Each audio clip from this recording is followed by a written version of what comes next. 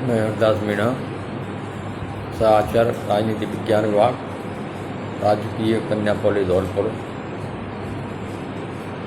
आज हम BA part 3 के प्रथम प्रश्न पत्र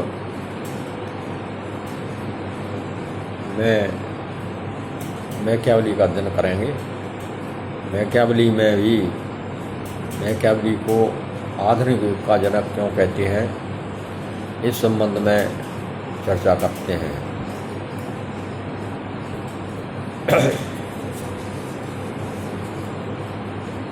राजनीतिक दर्शन में मैकियावेली को युग का शिशु कहने के साथ साथ आधुनिक युग का जनक भी कहते हैं। बस स्थिति यह है कि मैकियावेली पुनर्जागरण के शिशु हैं और पुनर्जागरण आधुनिक युग से प्रारंभ होता है। मैकियावेली को आधुनिक युग का जनक कहने का तात्पर्य यही कि आधुनिक युग मैकियावेली से प्रारंभ होता है और इस युग के प्रारंभ होने के साथ साथ मध्य युग का अंत होता है। राजनीतिक दृष्टि से मध्य युग की 3 विशेषताएं थीं: सामंतवाद, उपतंत्र और पवित्र रोमन साम्राज्य। ये तीनों ही विशेषताएं खत्म हो गई थीं।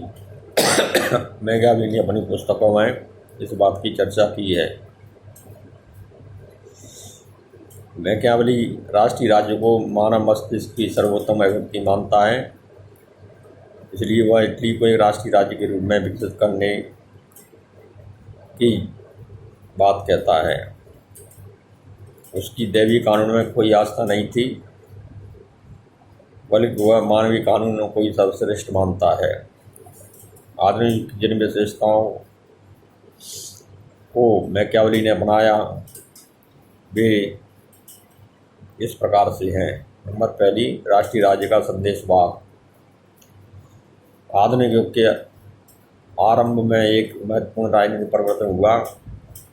पवित्र रोमन साम्राज्य था, पोप तंत्र दोनों की ही शक्ति सम्मान कम हो गया था। यूरोप में शक्तिशाली राष्ट्रीय राज्यों का उदय हुआ, जिनमें जर्मनी, फ्रांस, स्पेन, इंग्लैंड प्रमुख थे।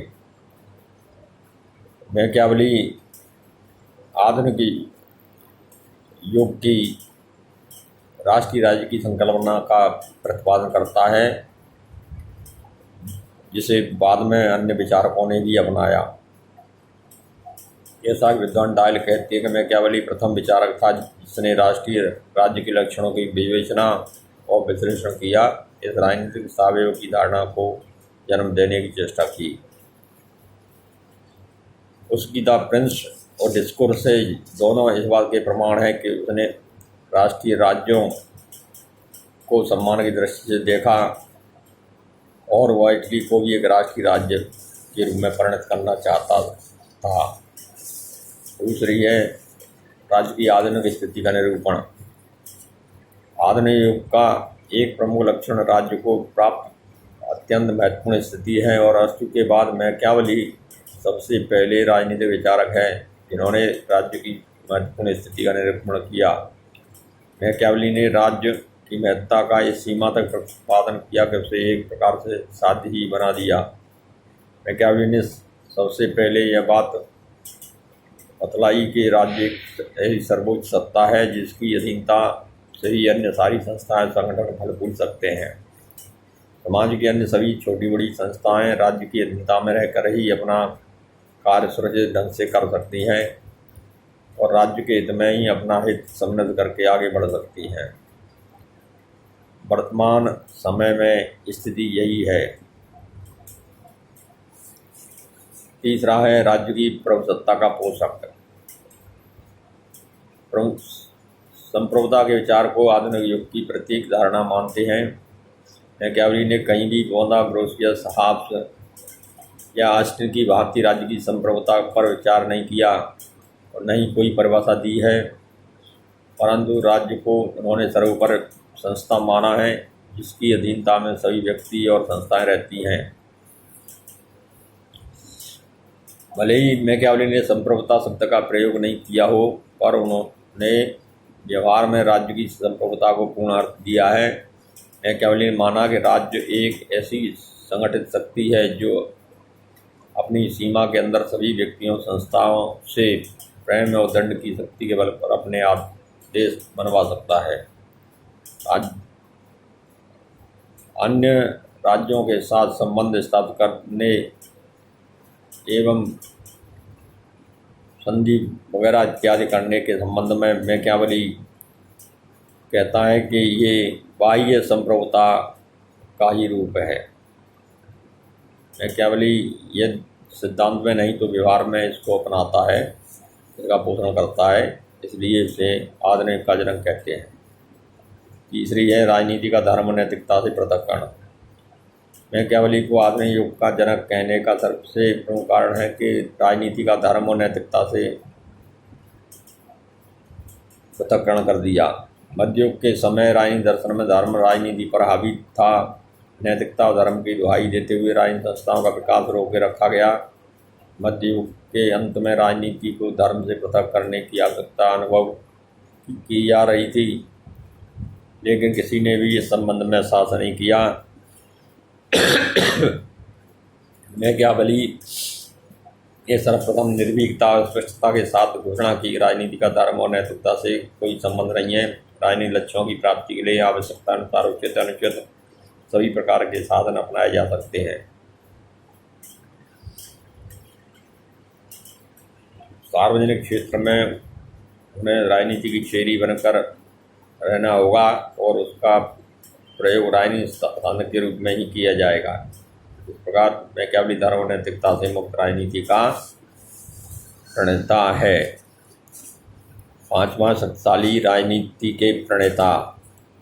आधुनिक युग की एक विशेषता शक्तिशाली राजनीति है। इस सत्यवादी राजनीति को मैकियावेली ने ही प्रारंभ किया। मैकियावेली ने एक केंद्रीय सत्ता की स्थापना पर जोर दिया और शक्ति की सर्वोच्चता को पूजा की। उसके अनुसार शक्ति का औचित्य स्वयं शक्ति है। इस संबंध में यथार्थवादी दृष्टिकोण अपनाने वाला वह प्रथम विचारक है।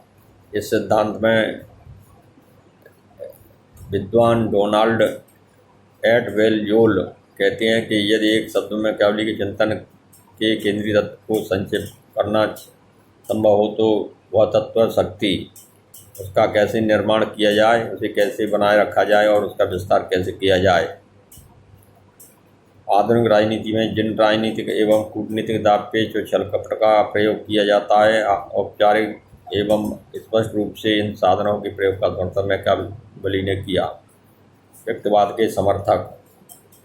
आधुनिक युग की एक विशेष प्रवृत्ति व्यक्तिवादी विचारधारा है।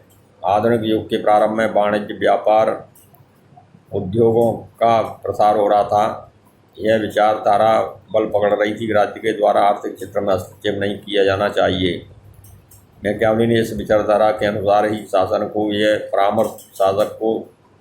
परामर्श दिया कि प्रजाजन के धन का किसी भी दशा में अपहरण नहीं किया जाना चाहिए। व्यापार वाणिज्य के विकास के लिए सभी आवश्यक प्रयत्न किए जाने चाहिए।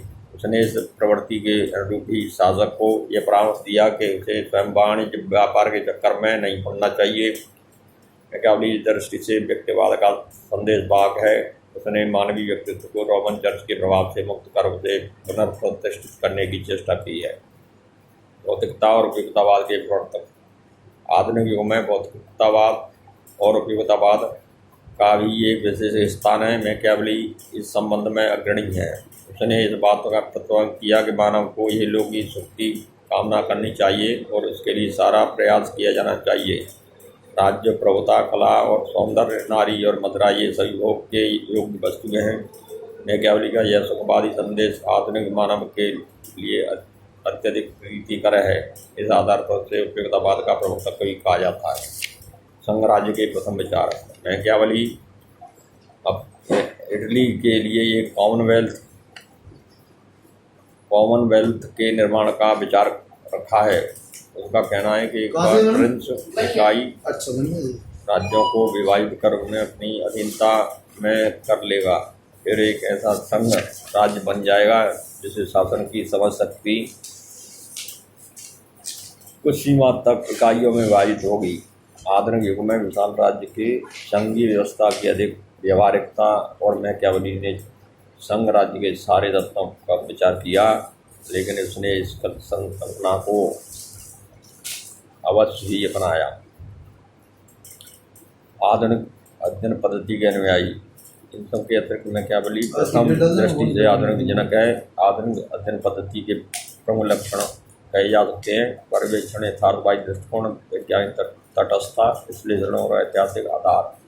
मैकियावेली ने अपनी अध्ययन पद्धति के एक ही पारी में ना